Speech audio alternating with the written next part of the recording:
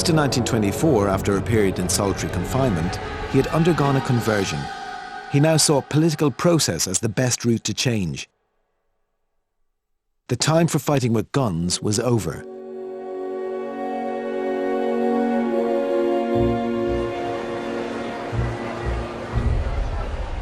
He left Sinn Féin and set up a new party called Fianna Fáil and set about dismantling the treaty from within the Dáil.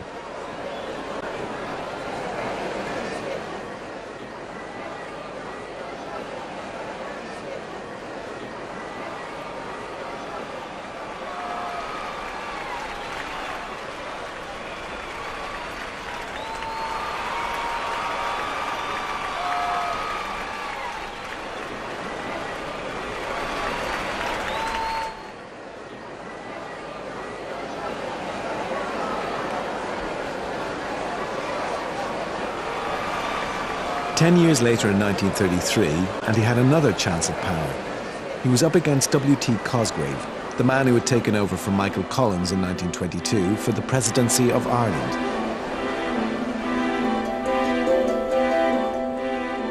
At the second attempt, Fianna Fáil achieved the majority they needed, and Cosgrave was defeated.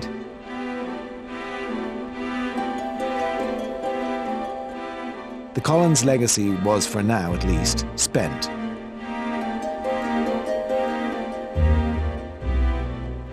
Bitterness between the two groups was never far from the surface.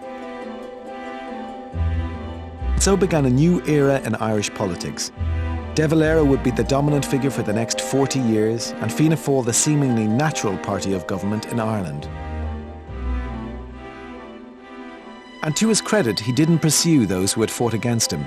He reined in the worst excesses of the ideologues in his own party and led Fianna Fáil on a path towards peace and democracy.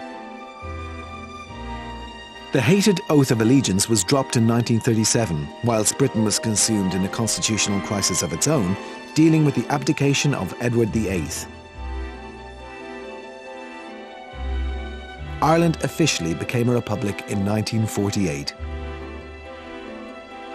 By the time De Valera met Clement Attlee, he was Taoiseach, or Prime Minister, a new position he'd created that was more powerful than President. He remained so until 1959, when he became president once more.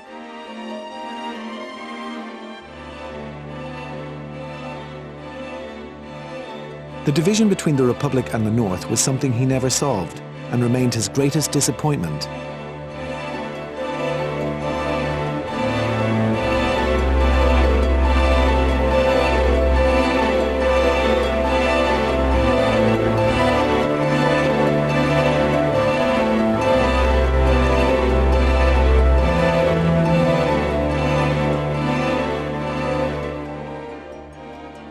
On the 50th anniversary of the Easter Rising in 1966, old soldiers gathered to remember and to pay homage to their fallen comrades.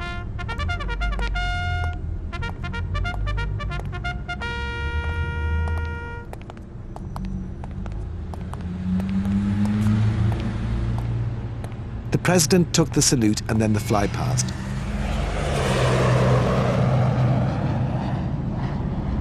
How strange it must have felt. How unimaginable it would have been for the young man being shelled by British guns all those years ago to be here doing this now. He then laid a wreath at Kilmainham for Padraig Pearse and the other ringleaders of 1916.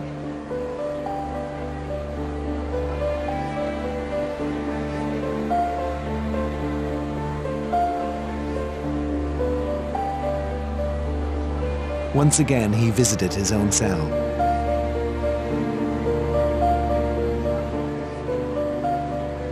Who could know the thoughts of the last leader left standing after the violent birth of a nation? Well, there are two things he said that may give us a clue. Nature never intended me to be a partisan leader. Every instinct of mine would indicate that I was meant to be a dyed-in-the-wool Tory or even a bishop rather than the leader of a revolution. He's also meant to have said, "It is my considered opinion that in the fullness of time, history will record the greatness of Michael Collins, and it will be recorded at my expense."